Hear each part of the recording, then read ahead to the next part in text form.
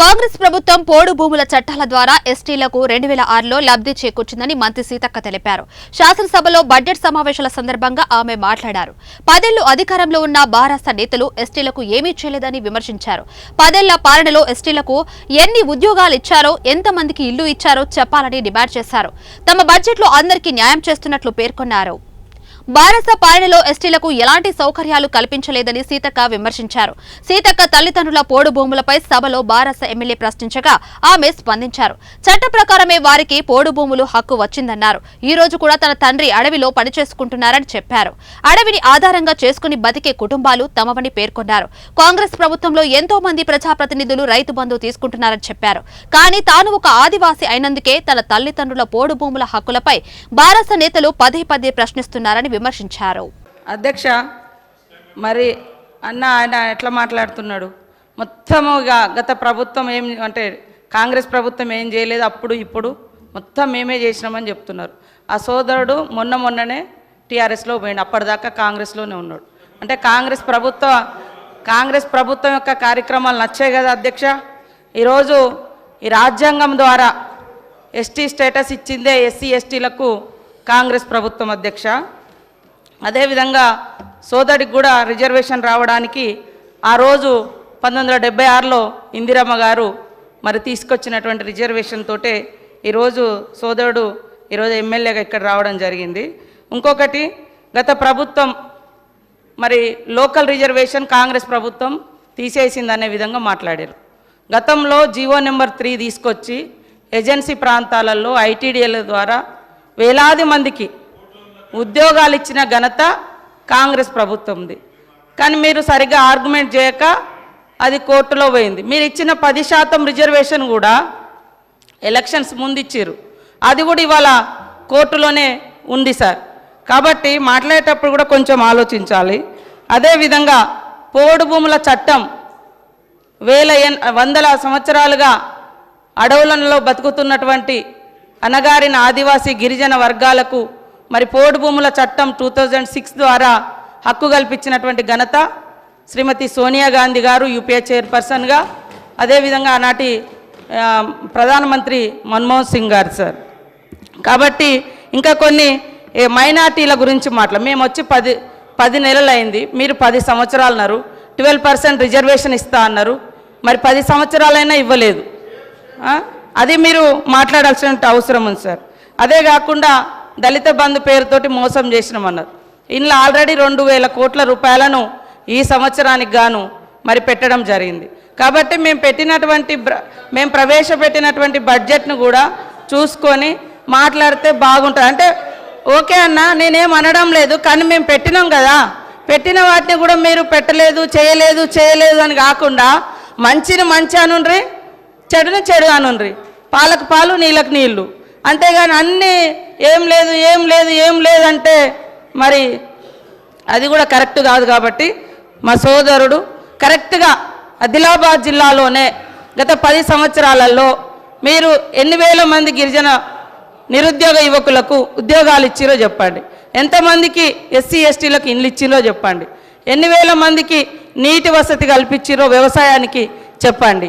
అదేవిధంగా మైనార్టీలకు సంబంధించి కూడా రిజర్వేషన్లు, ఉద్యోగాలు, ఇండ్లు ఏమిచ్చిరో చెప్పండి. మేము 10 నెలలు కూడా కాదు, 8 నెలల్లో ఇప్పుడు మా బడ్జెట్లో అన్నీ పెట్టడం జరిగింది. కాబట్టి ఇవన్నీ ఆలోచించి మాట్లాడాల్సిందిగా మా సోదరుని కోరుతా ఉన్నా అధ్యక్ష. అనిల్ జాదవ్ కన్క్లూడ్ చేయండి. అధ్యక్ష, ఏదైతే మంత్రి గారికి ధన్యవాదాలు. ఇప్పుడు మాట్లాడినటువంటి మంత్రి గారి వాళ్ళు కాంగ్రెస్లో ఉన్నారు, నేను అంతకుముందు కాంగ్రెస్లో ఉన్నా, కానీ నేను ఎమ్మెల్యే కాకముందు ఒక జడ్పీటీసీని. నేను జడ్పీటీసీ గెలిపించింది కూడా బీఆర్ఎస్ పార్టీ అని చెప్పేసి గుర్తుంచుకోవాలని చెప్పేసి ఈ సభాధారగా కోరుకుంటూ,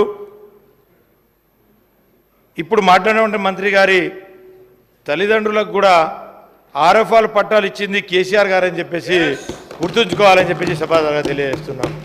అదేవిధంగా నా తల్లిదండ్రులు అంటున్నారు, నా తల్లి తండ్రి 2006 అటవీ హక్కుల చట్టానికి అర్హులు. వాళ్ళు ఎక్కడ దానం తీసుకోవాలి, ఒక ఆదివాసీ బిడ్డలుగా ఆదివాసీ బిడ్డలుగా పోడు కొట్టుకుంటే 10 ఎకరాల వరకు హక్కు సోనియమ్మ పెట్టినటువంటి చట్టం. దాని ప్రకారంగా వాళ్ళకు వచ్చింది. ఏది దానం రాలే. నా తండ్రి రెక్కలు ముక్కలు చేసుకొని అడవి కొట్టుకొని బతికే తండ్రి. ఈ రోజు కూడా మా నాన్న రోజు గుట్టకే పోతాడు సార్. నేను మంత్రినైనా ఎమ్మెల్యే అయినా రోజు అడవికి వెళ్ళి మా ఊర్లో పోయి ఎంక్వైరీ చేయండి. కాబట్టి ఏది ఉచితంగా రాలే, చట్ట ప్రకారం వచ్చినటువంటి హక్కు. కాబట్టి దానం ఇచ్చినాం అని మాట్లాడకండి. అది నా హక్కు.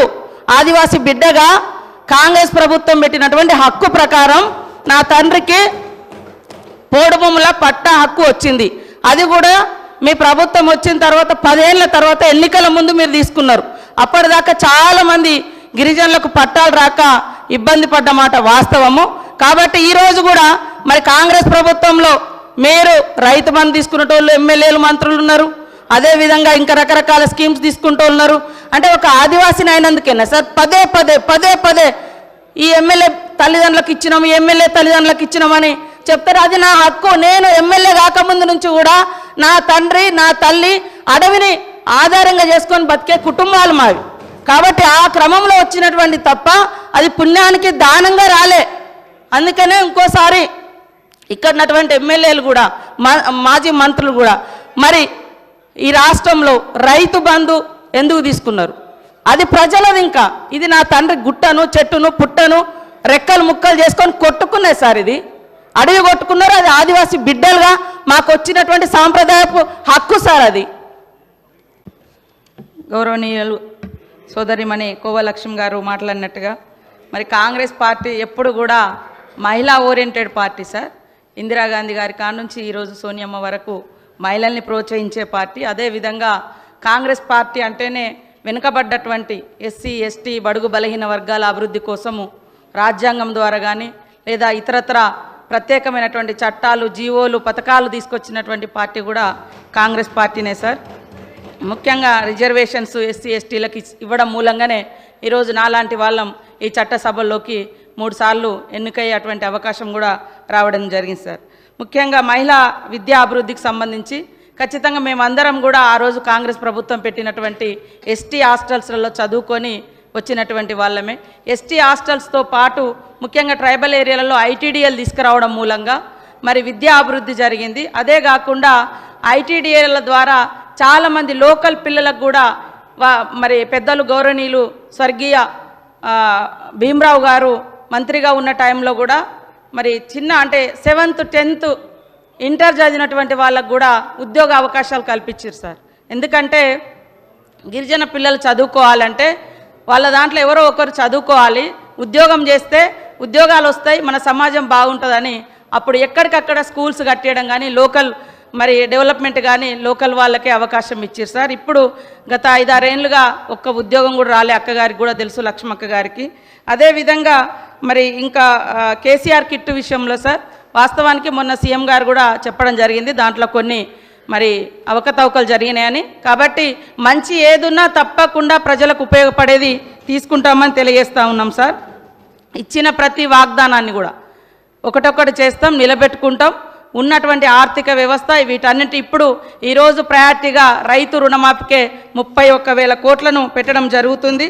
అదే వీలైనంత వరకు తొందరగా మహిళలను మరి 1 కోటి మంది మహిళలను కోటీశ్వరులుగా చేయడమే మరి కాంగ్రెస్ ప్రభుత్వం సీఎం రేవంత్ రెడ్డి గారి సర్కారు యొక్క లక్ష్యంగా పెట్టుకున్నాం సార్. దానిలో భాగంగానే వడ్డీ లేని రుణాలు ఇస్తూ ఉన్నాం సార్. అదేవిధంగా మహిళలకు మరి 10 లక్షల వరకు జీవిత బీమా, రుణ బీమా కూడా ఏమైనా డబ్బులు తీసుకొని చనిపోతే వాటిని కూడా 2 లక్షల వరకు మాఫీ చేసేటువంటి పథకాన్ని కూడా తీసుకొచ్చినాం సార్. ఇప్పటికే మహిళలకు మరి అమ్మ ఆదర్శ పాఠశాలలు కానీ మరి 17 రకాల వ్యాపారాలు వాళ్ళకిచ్చి వాటిని రాష్ట్రం అంతా కూడా ఏర్పాటు చేసుకునే విధంగా 17 రకాల వ్యాపారాలను కూడా గుర్తించడం జరిగింది సార్. బట్టలు యూనిఫామ్స్ కూడా మహిళలకే ఇచ్చడం సార్. అంతకుముందు 50 రూపాయలు ఉండే జత ఇప్పుడు 75 రూపాయలు కూడా పెంచడం జరిగింది సార్. అదేవిధంగా మా సోదరిమణి లక్ష్మక్క చెప్పినట్టుగా వాస్తవానికి ఆసిఫాబాద్ కానీ ఆదిలాబాద్ కానీ చాలా వెనుకబడి ఉన్నటువంటి పరిస్థితి. వాగులు వంకలు తోగులు అదంతా గోదావరి పరివాహక ప్రాంతం అంతా కూడా ఆ ప్రాంత బిడ్డలుగా మేము ఇప్పటికి కూడా బాధపడుతున్నాం సార్. అందుకనే మరి డిప్యూటీ సీఎం గారికి కానీ సీఎం గారికి కానీ ఈ అటవీ ప్రాంతాలన్నా ముఖ్యంగా ఆదిలాబాద్ అన్నా కూడా వారికి ప్రత్యేకమైనటువంటి అభిమానము. అందుకనే మరి ఎస్సీ ఎస్టీ స్పెషల్ డెవలప్మెంట్ ఫండ్లో కూడా ఎస్సీలకు 33,000 కోట్లు, ఎస్టీలకు 17,000 కోట్ల రూపాయలను కూడా కేటాయించడం జరిగింది సార్. అదేవిధంగా ఆసిఫాబాద్ జిల్లా అభివృద్ధికి మేమందరం కూడా కట్టుబడి ఉంటామని తెలియజేస్తూ ఉన్నాం. ఇంకొకటి అక్క చెప్పినట్టుగా ఈ జాతరలకు, ట్రైబల్ జాతరలకు పోయినసారి దండారి జరిగినప్పుడంతా మరి ఎలక్షన్స్ ఉన్నాయి, అప్పుడు మీ గవర్నమెంటే ఉందక్క, అప్పుడు ఇవ్వలేదు. కానీ మొన్న సీఎం గారు కేశలాపురం జాతర వచ్చిండు, సమ్మక్క సారలమ్మ జాతర వచ్చిరు, బట్టి మా డిప్యూటీ సీఎం గారు కూడా వచ్చిరు. ఖచ్చితంగా వివిధ జాతులు, కులాలు వారి వారి ఆచార సాంప్రదాయాలను గౌరవించడం మా యొక్క ఉద్దేశం. తప్పకుండా వాటిని కూడా ఇస్తామని తెలియజేస్తూ ఉన్నాం సార్. అదేవిధంగా అంగన్వాడీలకు సంబంధించి అక్క ఈరోజు బాగా మాట్లాడారు. మొన్నటిదాకా వాళ్ళదే గవర్నమెంటు, వాళ్ళు ఒక జీవో తీసుకొచ్చారు సార్. అంగన్వాడీ టీచర్లు రిటైర్డ్ అయితే 1 lakh, ఆయా రిటైర్డ్ అయితే 50,000. కానీ మేము వచ్చిన వెంటనే ఇప్పుడు ఆల్రెడీ నా దగ్గర నుంచి మా ఫైనాన్స్ మినిస్టర్ దగ్గర ఉంది సార్ 2 లక్షలు. ఎందుకంటే వాళ్ళు 62 సంవత్సరాలు 60 సంవత్సరాలు పనిచేసి రిటైర్డ్ అవుతున్నారు కాబట్టి మరి వాళ్ళ కోసం 2 లక్షలు టీచర్కు 1,00,000 రూపాయలు ఆయాకిస్తూ రిటైర్మెంట్ ఇవ్వాలని మరి జీవో కూడా తేబోతున్నాం సార్. అదేవిధంగా ఆశలకు కానీ అంగన్వాడీ టీచర్లకు కానీ ఇచ్చినటువంటి ప్రతి మాటను నిలబెట్టుకుంటామని తెలియజేస్తూ ఉన్నాం. దీపధూప నైవేద్యం కానీ మరి మైనార్టీ సోదరులకు ఇచ్చే ఇజాం ఇంకా మౌజాం అవి కూడా మన గవర్నమెంట్ వచ్చిన కాంచి క్రమం తప్పకుండా ఇస్తూ ఉన్నాం సార్. కొమరంభీం ప్రాజెక్టు కూడా అక్కన్నట్టుగా మరి కిరణ్ కుమార్ రెడ్డి గారి ప్రభుత్వం కాంగ్రెస్ ప్రభుత్వంలో కట్టారు. కానీ మీరు అందరూ 10 సంవత్సరాల నుంచి మీరే అధికారంలో ఉన్నారు, అక్కడ ఎమ్మెల్యేలు మీరే ఉన్నారు. మా దాంట్లో గెలిచిన వాళ్ళు కూడా అధికారంలో ఉంటే అన్నీ ఇస్తే అటు పోయినరు, కానీ అది ఇంతవరకు ముట్టుకోలేదు. కాబట్టి ప్రత్యేక దృష్టి పెడతామని కూడా మా డిప్యూటీ సీఎం గారు మొన్న చెప్పడం జరిగింది సార్. బడ్జెట్లో తప్పకుండా పార్టీలకు అతీతంగా చేస్తాం సార్. నేను ఒక ఆదివాసీ బిడ్డగా నేను 5 సంవత్సరాలు ఎమ్మెల్యేగా ఉన్నా సార్. లాస్ట్ ఇయర్ నాకు ఒక్క రూపాయి కూడా సిడిఎఫ్ ఇవ్వలేదు సార్.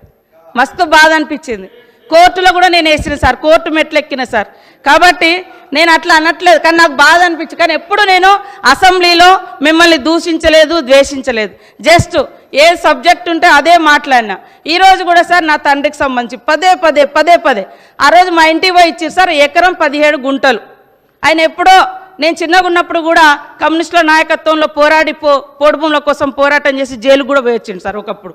ఆ పోరాటాలన్నీ చూసి సోనియా గాంధీ గారు చట్టం తీసుకొచ్చింది. ఆ చట్టం వచ్చిన తర్వాత కొన్నాళ్ళ తర్వాత ఒక ఎకరం 17 గుంటలు ఎవరైనా ఎక్కువ తీసుకుంటే ఖచ్చితంగా చట్టానికి అతీతంగా ఎవరున్నా దాన్ని శిక్షించాల్సి. నేను ఎమ్మెల్యే కాకముందే మా తండ్రి దున్నుకుంటా ఉన్నాడు సార్. నేను అడవిలో ఉన్నప్పటి నుంచే ఆయన పోడు కొట్టుకొని సాగు చేసుకునేది పదే. కాబట్టి నేను ఈ సభ ద్వారా కూడా సార్ పోడు భూములకు చట్టానికి విరుద్ధంగా 100 ఎకరాలు ఎవరెవరి దగ్గర ఉన్నాయో ఖచ్చితంగా తీసుకోవాలి. ఇప్పుడు ఫారెస్ట్లో పోయినటువంటి భూములు చాలామంది భూములు కోల్పోయిన గత 10 ఏళ్లలో మొక్కలు నాటిరు, ఎకరం కూడా లేకుండా. అలాంటి వాళ్ళకు పంచడానికి మేము సిద్ధంగా ఉన్నాం సార్. కాబట్టి అట్లాంటి విచారణ కూడా జరిపితే బాగుంటుందని కోరుతా ఉన్నా సార్. లక్ష్మక్క గారు చెప్పినవన్నీ ఖచ్చితంగా వెనుకబడ్డ ప్రాంతాల అభివృద్ధికి కాంగ్రెస్ ప్రభుత్వం కట్టుబడి ఉంటుంది. నేను కూడా ఎప్పుడు కూడా వాళ్ళను ప్రతిపక్షం అనే విధంగా చూడలేదు సార్.